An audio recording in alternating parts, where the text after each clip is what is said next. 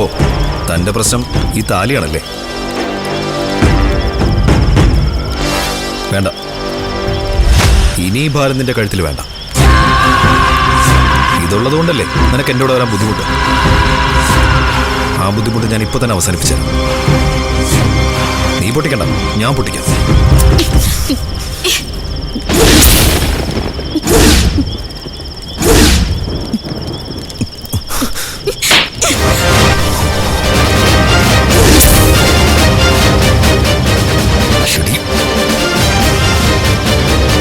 നീ എന്നെ തല്ലിയല്ലേ?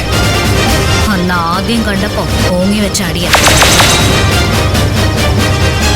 നീ എന്റെ ഷാനു അല്ലെന്ന് തിരിച്ചറിഞ്ഞ നിമിഷം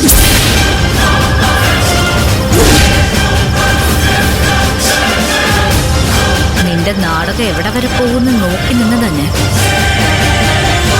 ഇനി നീ എന്റെ മുന്നിൽ അഭിനയിക്കാൻ വന്ന ആ നിമിഷം നിന്നെ പിടിച്ച് പോലീസിൽ ഏൽപ്പിക്കും ഞാൻ. ഇത് തന്നെ ഞാൻ ഈ രഹസ്യം പരസ്യമാക്കാതിരുന്നത് നീ ഷാനു ആണെന്ന് തെറ്റിദ്ധരിച്ചിട്ടോ ഷാനുവിന്റെ മുഖഛായുള്ള നിന്നോട് സെന്റിമെന്റ്സ് ഉണ്ടായതുകൊണ്ടോ അല്ല.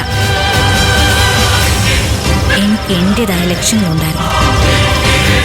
പക്ഷെ ഇനി ഞാനിത് വൈകിപ്പിച്ച മരിച്ച് തലയ്ക്ക് മുകളിൽ നിൽക്കുന്ന എന്റെ ഷാനുവിനോടും എന്റെ വയറ്റിൽ കിടക്കുന്ന ഷാനുവിന്റെ കുഞ്ഞിനോടും ഞാൻ ചെയ്യുന്ന പൊറുക്കാനാവാത്ത തെറ്റായിരിക്കും.